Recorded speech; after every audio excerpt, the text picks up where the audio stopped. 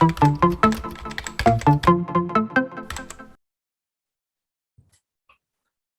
bien, bonjour tout le monde. Merci de nous rejoindre sur ce webinaire numéro 7 pour Light and Shadows. Aujourd'hui, on va parler d'un thème assez buzz en ce moment, c'est le métaverse. On va pas prétendre vous donner la vraie définition parce qu'on pense qu'il y en a beaucoup. On va vous donner un petit peu la vision de Light and Shadows. Enfin, je vais vous donner la vision de Light and Shadows et surtout vous parler du contexte et de quelles sont les opportunités qu'on va pouvoir sortir du métaverse. Euh, pour me présenter tout d'abord, donc je m'appelle Jordan Richter, je suis directeur marketing et commercial chez Light and Shadows. Et pour ceux qui ne connaissent pas Light and Shadows, nous sommes une société donc qui a un peu plus de 12 ans aujourd'hui. On est expert en 3D. Ça veut dire que toutes les technologies comme la réalité virtuelle, la réalité augmentée, la réalité mixte, qui font vraiment partie en fait du métaverse également, ce sont des technologies que l'on maîtrise. On travaille ça autour du marketing, sur la mise en valeur de produits en utilisant ces technologies, mais aussi de l'industrie. On vient améliorer les processus industriels en mettant du coup ces technos à profit. Du coup, aujourd'hui, le programme, on va commencer par se poser la question si le métaverse existe déjà. Nous donner un petit peu notre vision du métaverse, les liens entre le gaming et le métaverse sur un peu l'historique, les incontournables technologies autour du métaverse et le concept de digital twin. On verra ensuite du coup métaverse et industrie, quels sont les liens via surtout la digitalisation de divers processus. C'est un exemple d'une des solutions de Light and Shadows qui s'appelle XR Ergo. Et je vais finir par poser la question si le métaverse est-il vraiment la prochaine révolution. On voit que c'est un concept qui est encore flou, qui nécessite beaucoup de définitions. Il y a des choses qui ne sont encore pas tout à fait claires. Et on va se poser la question sur justement, est-ce que c'est vraiment la prochaine révolution? N'hésitez pas à poser vos questions en live dans le chat. Je vais réserver quelques minutes à la fin de la présentation pour y répondre. Rentrons donc du coup dans le vif du sujet et un peu notre vision du métaverse. Je vais commencer par un contexte global. Le métaverse, qu'est-ce que c'est? Étymologiquement, méta plus univers. Du coup, métavers en français, je vais dire métaverse pendant toute la présentation. C'est au-delà de notre univers, donc clairement quelque chose d'un peu plus virtuel qui se construit par rapport à ce qui existe déjà. Le concept est très populaire dans la culture pop, science-fiction, jeux vidéo. Euh, il est apparu pour la première fois en 92 dans un livre de Neil Stephenson qui s'appelle Snow Crash.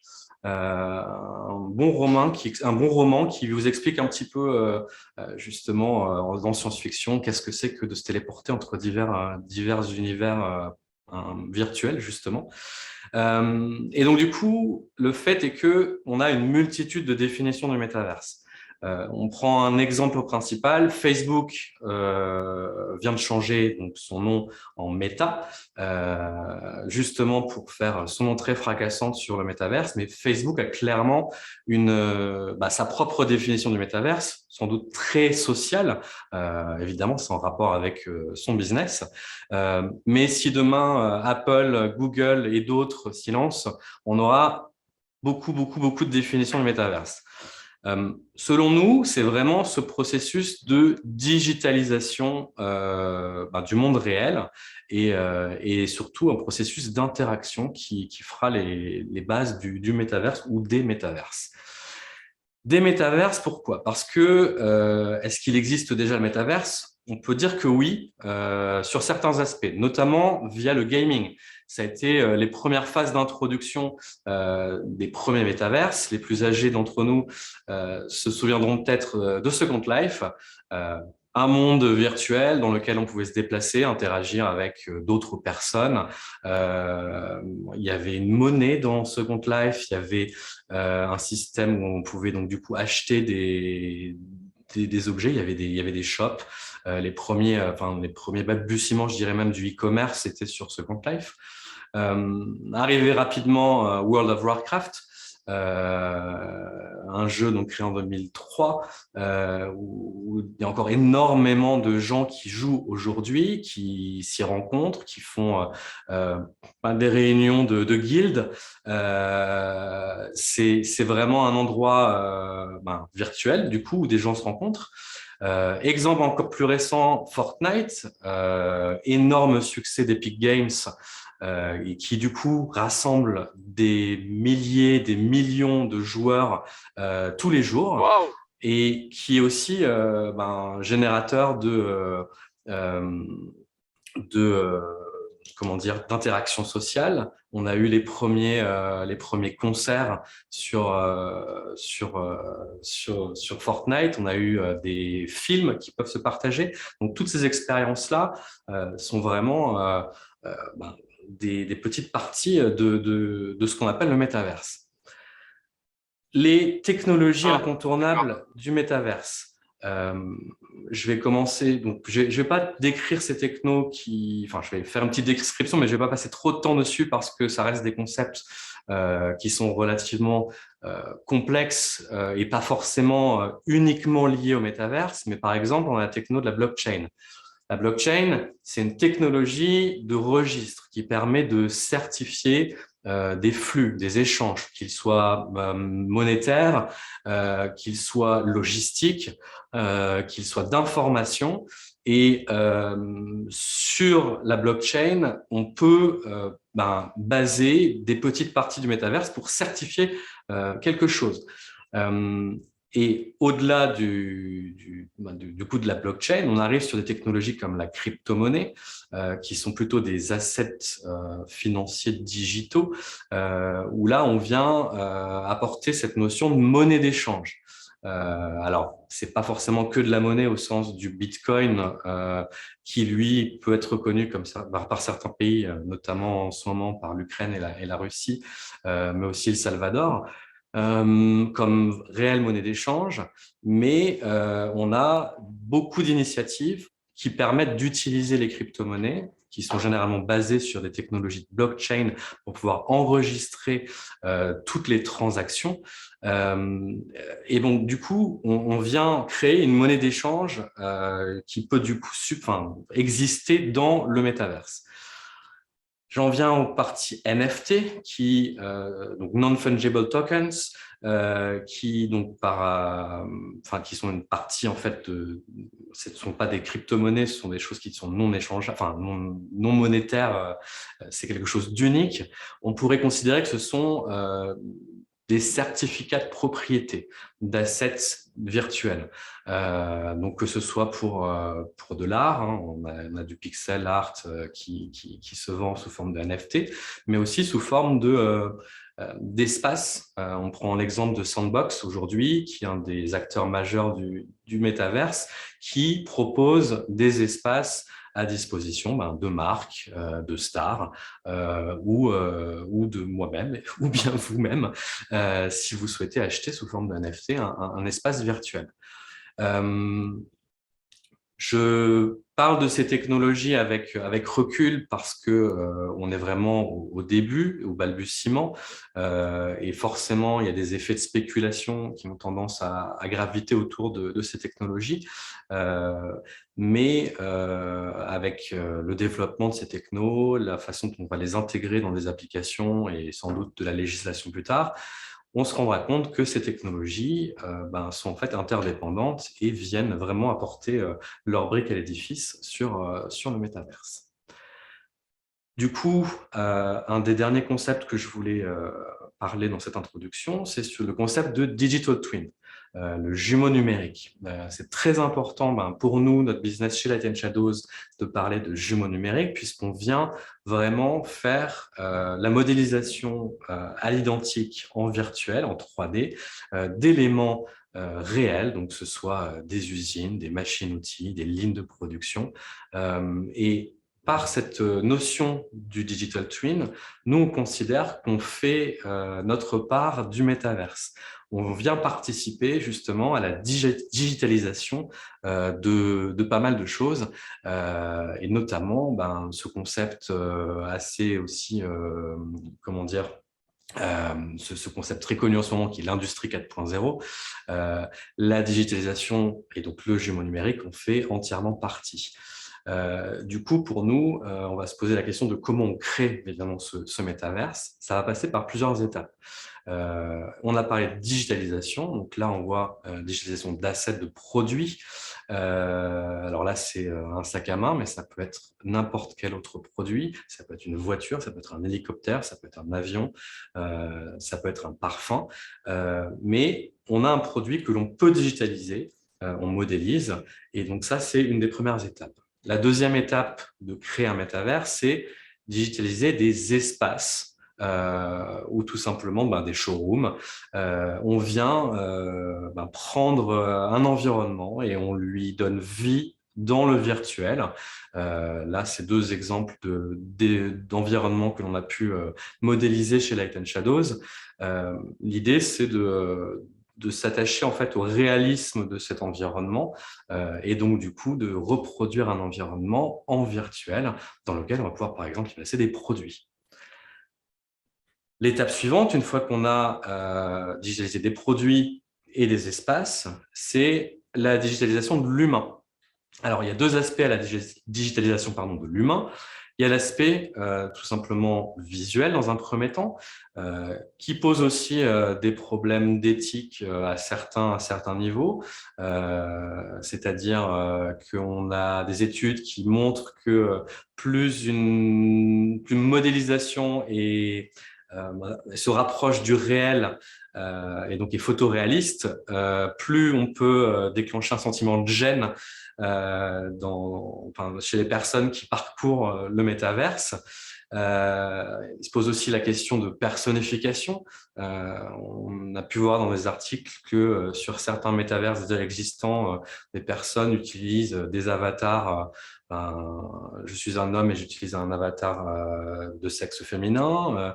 On a eu des personnes qui ont pu personnifier Hitler dans un avatar.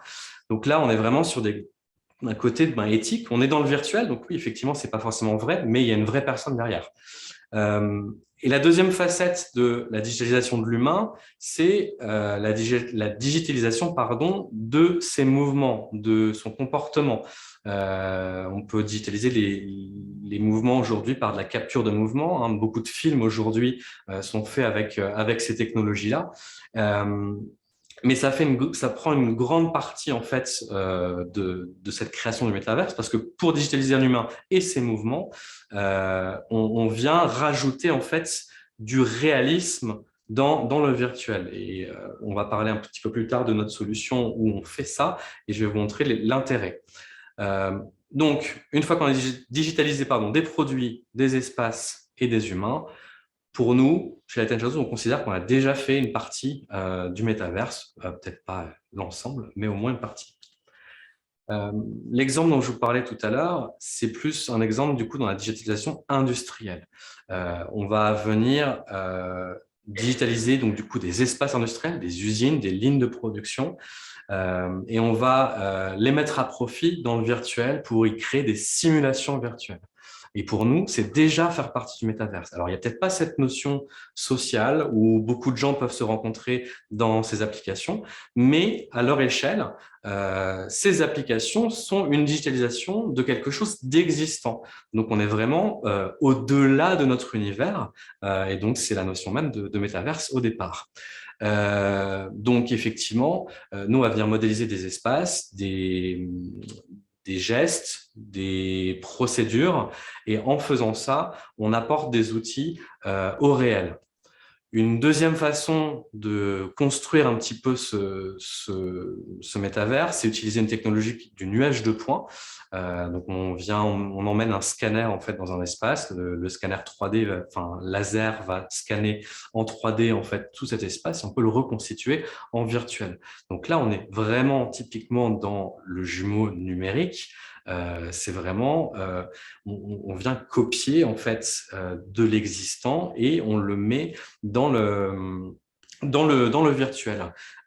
Aujourd'hui, par exemple, une initiative de l'IHM est en train de scanner la France entière et va donner ces datas sous forme de nuages de points en open source et donc les donner à tout le monde. Et donc, on va pouvoir faire un espèce de jumeau numérique à l'échelle de la France entière. Et donc, c'est une petite partie du métaverse. Un exemple concret, chez nous, chez Attention Shadows, on a créé ce software qui s'appelle XR Ergo, qui est donc un outil d'analyse ergonomique.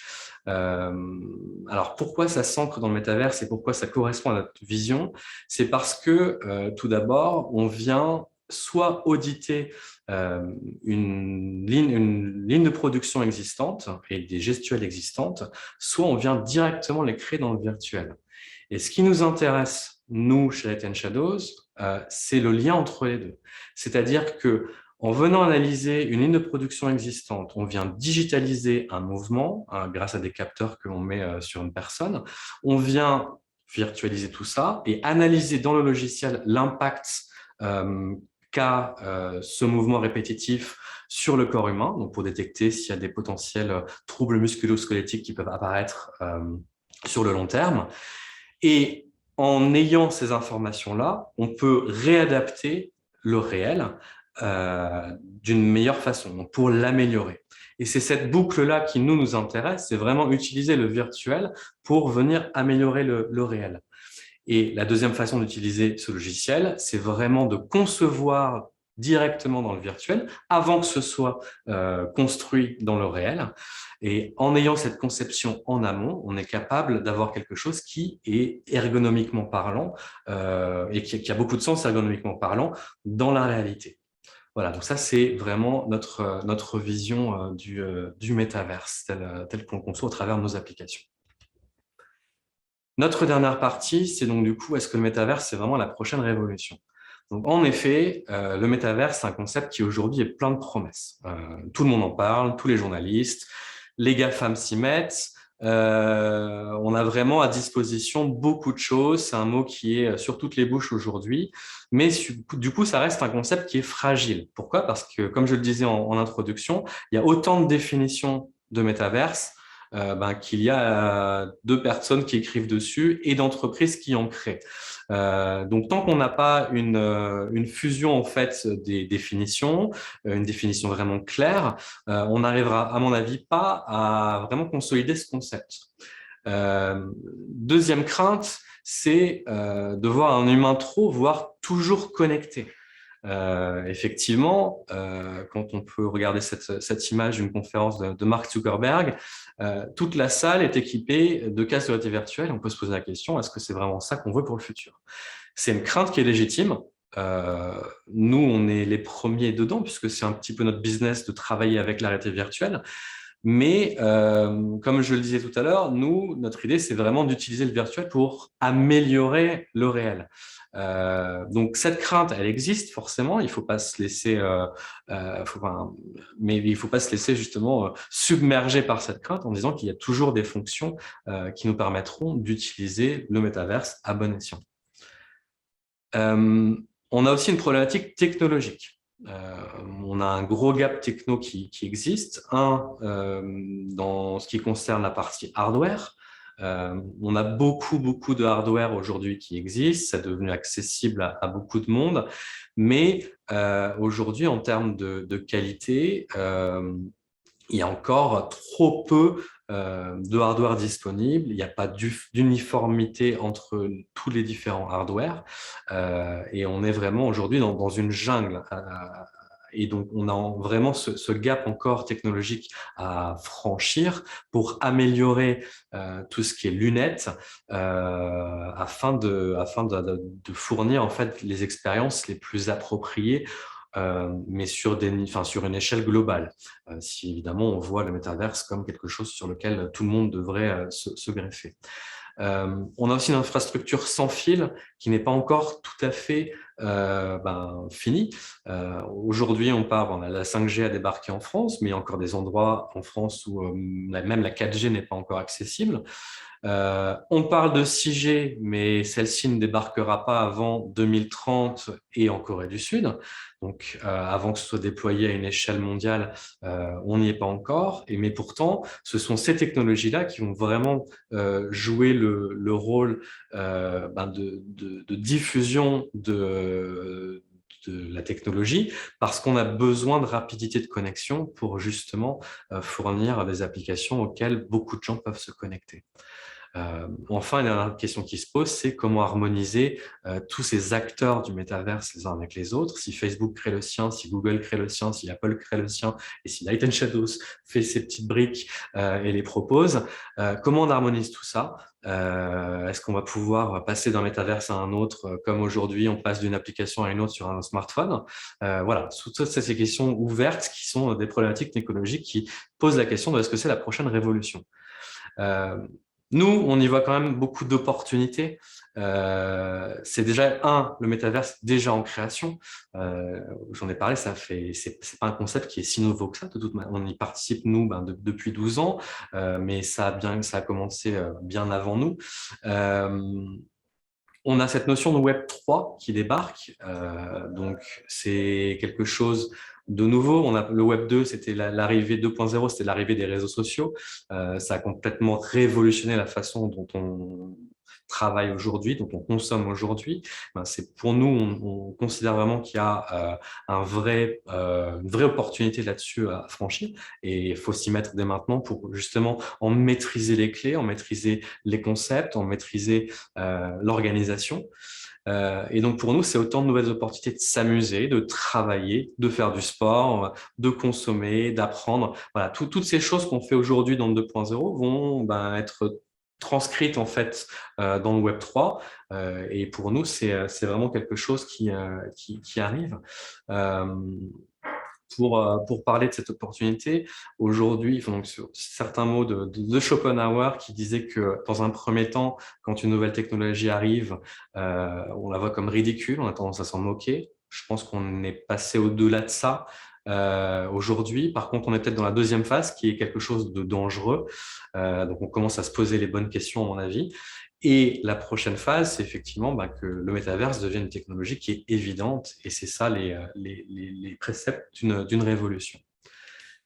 Pour finir, une question très ouverte qui est aujourd'hui, quid de la loi applicable dans le métaverse?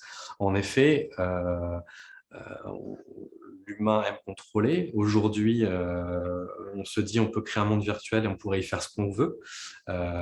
C'est souvent une des peurs qui est associée à tout l'aspect digital. Et donc, du coup, on aime poser cette question-là de quelle est la loi qui s'appliquerait dans le métaverse. Donc, dans un premier temps, on pense que les lois nationales vont régir les métaverses, mais pourtant, on va se dire que le métaverse n'a pas de frontières, puisque c'est totalement virtuel. Donc peut-être qu'il va se déclencher quelque chose de très intéressant. On va parler le concept de frontières dans le métaverse, peut-être. Ou est-ce que du coup, on va vers une harmonisation et une globalisation de la loi? Je parlais tout à l'heure de concepts comme les NFT qui étaient sur le sujet de propriété d'assets virtuels. C'est un concept qui, même si encore aujourd'hui on spécule dessus, qui selon moi peut vraiment apporter quelque chose en termes de propriété intellectuelle, et une vraie révolution puisque ça permettrait d'harmoniser à un niveau global cette notion de propriété intellectuelle, que ce soit sur un asset virtuel ou dans la vraie vie. Donc du coup, voilà, c'est quelque chose d'assez ouvert et qui conclut cette présentation. Donc, n'hésitez pas à nous contacter si vous voulez un peu poursuivre cette conversation parce que ça vous a donné des idées, peut-être des idées de projets et que vous voulez en savoir un petit peu plus sur ce que fait Light Shadows. Si vous avez des questions, c'est le moment de les poser dans le chat et je vais essayer d'y répondre avec mes humbles connaissances. Et sinon, je vous dis à très bientôt. N'hésitez pas à nous contacter. Alors, est-ce qu'on a des questions?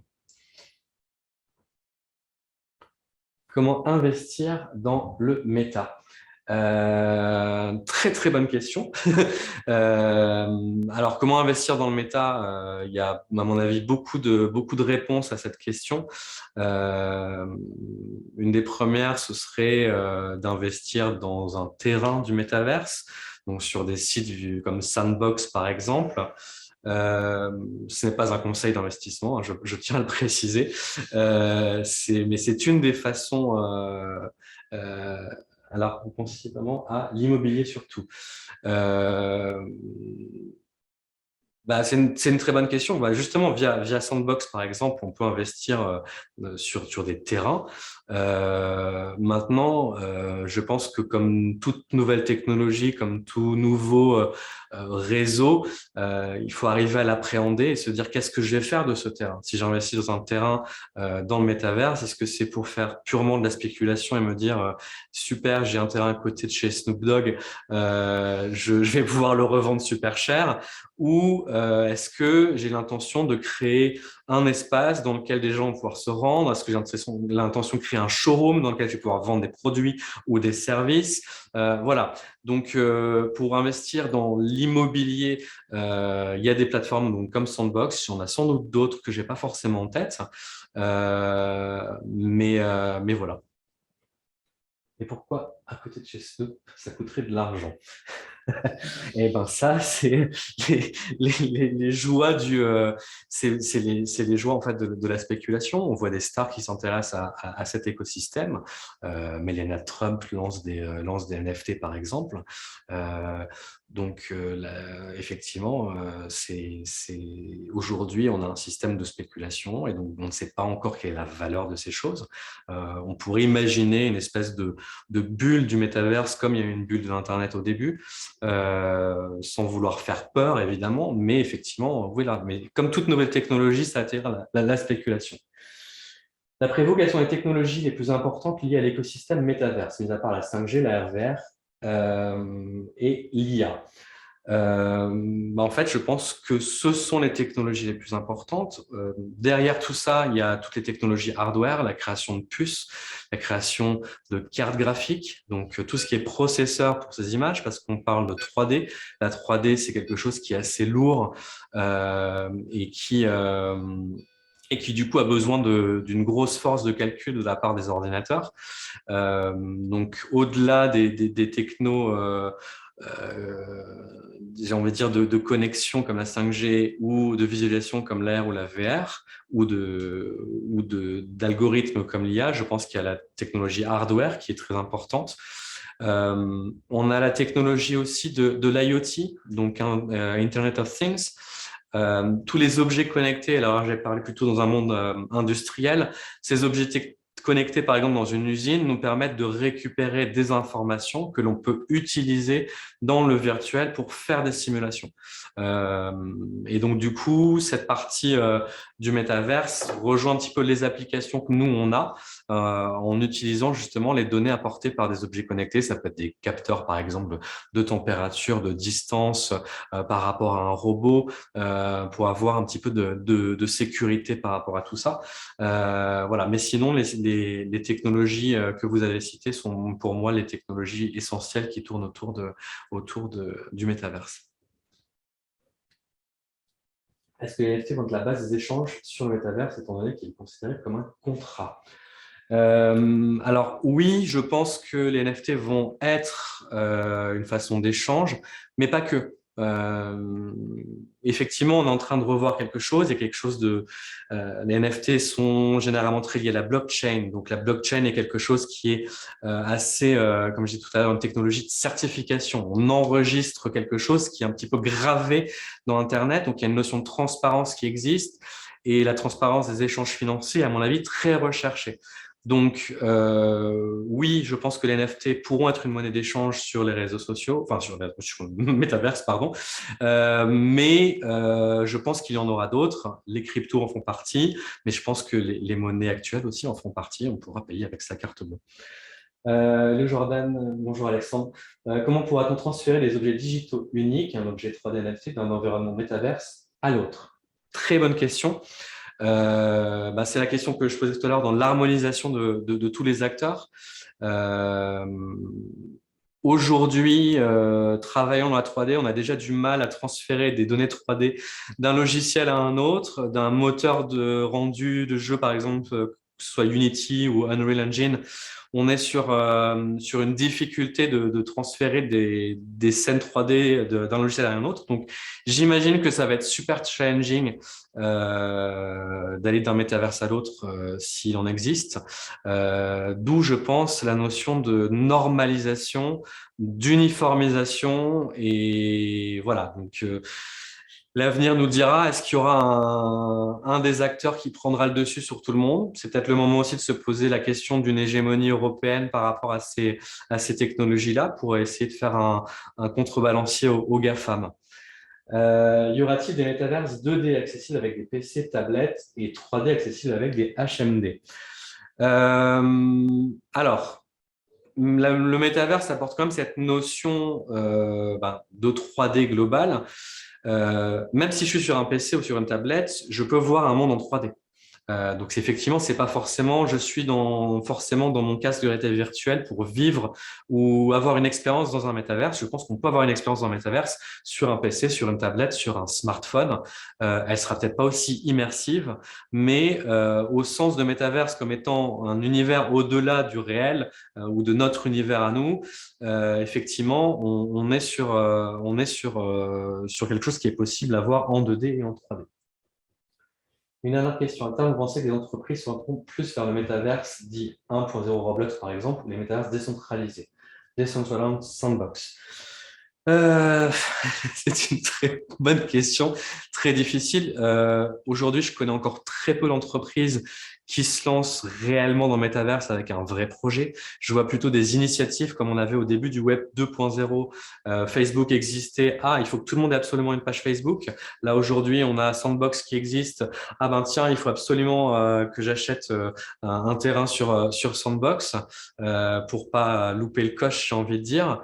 Euh, donc, la question entre 1.0 et la suite, je pense que c'est l'avenir qui nous le dira. Ça va être aussi l'adoption majeure du public, parce qu'en fait, ça sert à rien de construire tout seul dans le métaverse si le public n'y a pas accès et s'il n'y a pas un intérêt. Avoir un NFT, c'est super, mais est-ce que ça m'apporte quelque chose aujourd'hui autre que de la spéculation? Oui, c'est un certificat d'authentification d'une œuvre d'art, par exemple, mais on pourrait imaginer des NFT, et ça existe déjà, qui apportent des bonus, des perks dans la vie réelle. Festival, par exemple, Coachella aux États-Unis a créé une collection de métaverse, de NFT, pardon, qui donne accès de manière illimitée à tous les festivals Coachella à vie. Il y en a 10, donc évidemment, voilà, c'est un système d'échange. Donc, ça va être, à mon avis, l'adoption des métaverses par le grand public qui va faire le choix de la plateforme. Si les métaux rares se font de plus en plus rares, le métaverse peut-il exister et surtout se développer? Euh, Eh ben, très très bonne question. Oui, c'est intéressant à se poser comme question parce qu'effectivement aujourd'hui on a besoin des métaux rares pour avancer sur la technologie. Donc vient se poser la question de quid du recyclage de nos appareils aujourd'hui existants, nos smartphones, l'obsolescence programmée également. Euh, donc effectivement, si les métaux rares deviennent de plus en plus rares, je pense qu'il y aura du mal à se développer. Mais comme on disait tout à l'heure, il y a aussi la possibilité d'accéder à un métaverse autre que seulement via des lunettes de réalité virtuelle. Et aujourd'hui, bon nombre de personnes ont accès à un smartphone, à une tablette, à un PC. Donc je pense qu'il y a déjà un terrain qui est déjà disponible pour permettre ce développement, mais ça reste une question éthique très importante, comme toute technologie. Jusqu'où faut-il aller pour donner accès à tout le monde. Voilà. Comment est-ce qu'on accède à une boutique métaverse d'une marque X via un nom de domaine ou une technologie spécifique? Alors, on y accède surtout via des plateformes. Donc aujourd'hui, ça va être par exemple des plateformes comme je l'ai déjà dit, Sandbox. On peut aussi y accéder via un site web, comme on le disait tout à l'heure. Une adresse web peut héberger des expériences euh, virtuelle.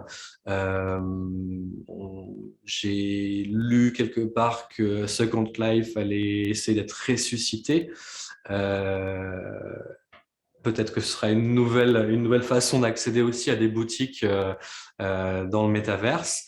Euh, voilà, nous généralement, quand on met en place ce qu'on appelle ces showrooms virtuels, c'est sous forme d'application, c'est sous forme d'application qu'on peut trouver soit sur un store, donc Apple Store, Google Play, soit des applications sur Oculus directement, donc sur les stores des différents devices, soit effectivement hébergés sur des sites web.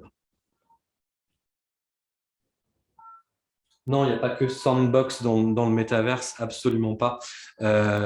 J'ai pas la connaissance de la liste, mais il y a des sociétés comme Victoria VR. Voilà, il y a Facebook qui va lancer, Meta, pardon, qui va lancer sa partie du métaverse. Donc non, il y a pas que Sandbox dans le métaverse, je vous rassure, et je suis pas là pour faire la pub de Sandbox.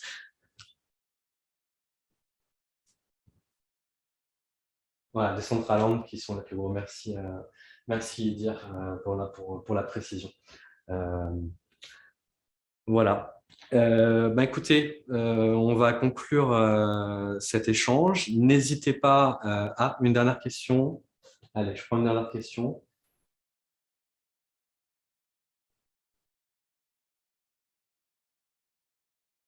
Y a-t-il une loi dans le métaverse?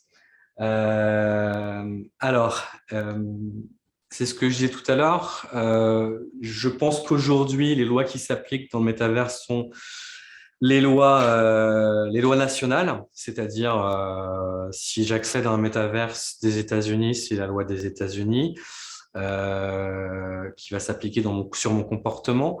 Par contre, j'imagine que si j'accède à un service, je signe aussi des terms and conditions. Et c'est là que je vous invite à lire les termes et conditions de tous les services auxquels vous pouvez souscrire. Et généralement, les termes et conditions donnent des indications sur la loi appliquée ou applicable ou reconnue par le service provider. Donc la question, elle se pose vraiment sur comment justement va se construire la loi autour du ou des métaverses. Euh, et je pense qu'il y aura des grands débats qui vont arriver autour de ces sujets-là. J'ai déjà lu sur des articles qu'il y avait eu des agressions sur certains métaverses. On va, à mon avis, à nouveau évoquer tout ce qui est cyberbullying, donc le harcèlement en ligne. Ça en fera partie.